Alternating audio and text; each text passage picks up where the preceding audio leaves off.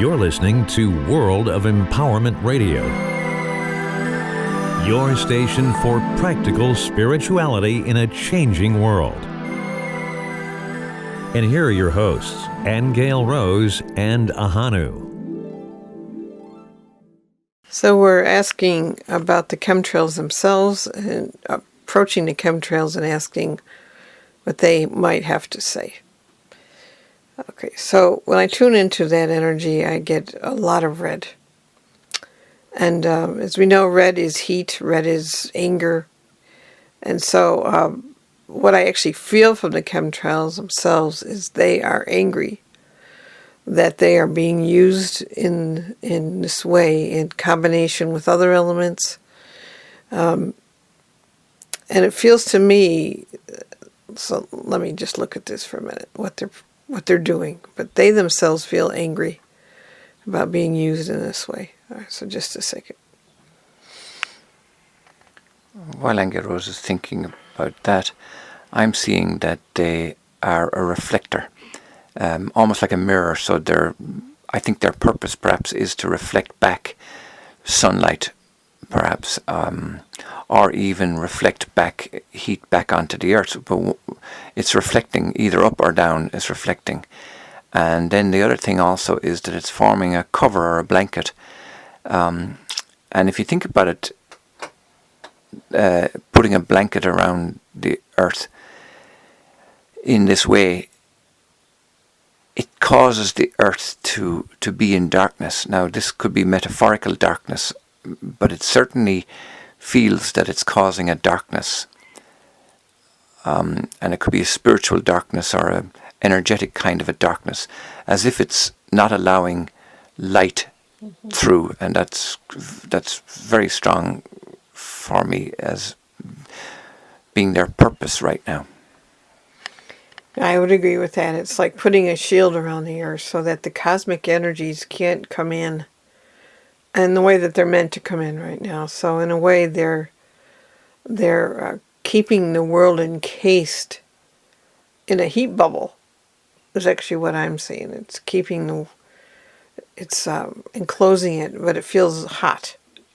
And so, to me, it has a lot to do with the heat people are feeling around the earth, the world, because it doesn't look to me that if it were left to if the earth was left to its own devices with these cosmic rays coming in, it would cause its own effects, its own storms, its own, rain in one area, storms in another area.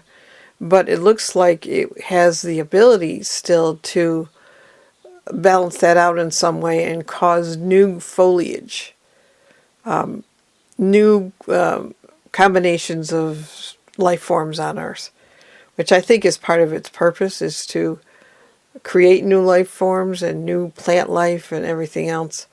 But right now, it looks like the chemtrails are attempting to shield the Earth from these cosmic rays so that doesn't happen. And I think part of it is a fear that the ecosystem would change drastically or go crazy. So I think part of the reason is they, on some level, think that they're helping contain the earth as it is, or preserve it in a way.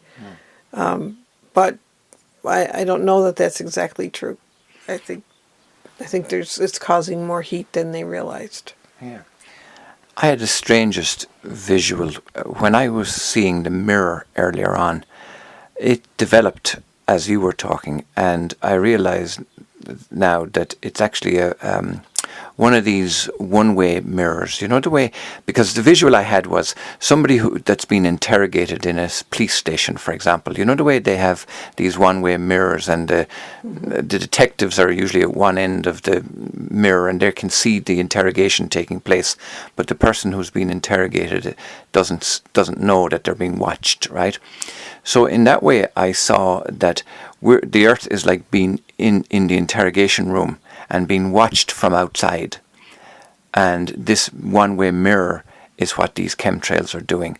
So in other words, this experiment or this effect, this interrogation is going on, or this control, a controlled environment is what's going on inside, but it's being watched from the outside.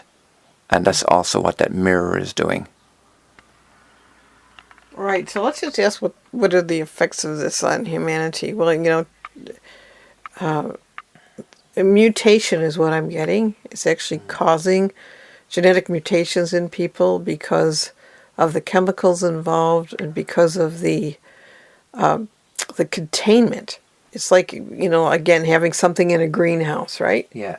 Having humanity in a type of a chemical greenhouse where they're subject to all sorts of genetic mutations. Some of those mutations are helpful and some are harmful. Yeah. But it's not a natural process is what I'm getting. Yeah. And that analogy that I was making there about somebody being in the interrogation room in a police station, I didn't intend or didn't connect the dots that ties in with what people say about this being a prison planet. That was not what I meant, but that is certainly, it seems to be the case that there's a coercion going on. In other words, there's outside forces that want certain answers or want things to develop in a certain way. And they're coercing it and forcing it and tweaking it and energizing certain things that they want. Right, but it does seem to endanger not only the plant life on the planet, the animals, the plants, the humans. Because it's a chemical experiment, Right. And that is what's messing, with the life forms here. Yeah. So let's ask Aingeal Rose, is there a way for us to protect ourselves from that? Or is there a way to resolve it? I'm getting a visual of doing an exercise where you imagine your own bubble around yourself. Okay, in other words, like create an aura around yourself of blue light, which protects you. But then from your crown chakra, you want to look up and imagine you're poking a hole in this bubble they have us in. Just imagine with your hands, with your eyes, that you're reaching up and poking a hole in this, and then see your direct connection to the natural forces of the universe coming in through that hole, because they're out there. They're just not being allowed to penetrate.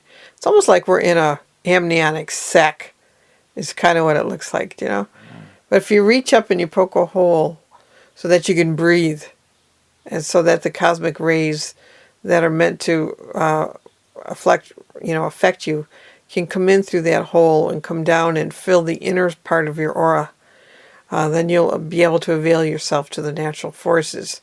And that blue light around you will protect you from the chemicals, from the chemtrails. Now that's practical advice from how to protect yourself physically. Mm-hmm. I was getting advice about how to protect yourself mentally. And what I found myself thinking of was, do you remember a few years ago, Aingeal Rose, we were exposed to like a sovereignty movement, where people were realizing that they were sovereign beings inside themselves. And it's almost like Jesus supposedly saying to Caesar, I only answer to God, to one God. I don't answer to any man or man-made laws. I've forgotten how that was worded exactly. But the whole idea is that each one of us is a sovereign entity in our own right and are invincible. Now, it's hard for us to believe that because we're in such a controlled environment.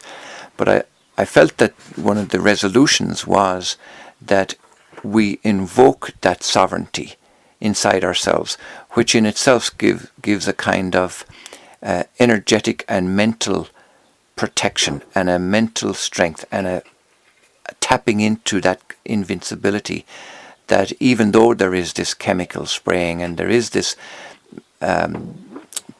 what did you call it, Aingeal Rose, a bubble of control, that the sovereignty of each individual being, each one of us, is preserved and protected. You have been listening to Aingeal Rose Ahonu on World of Empowerment Radio, your station for practical spirituality in a changing world.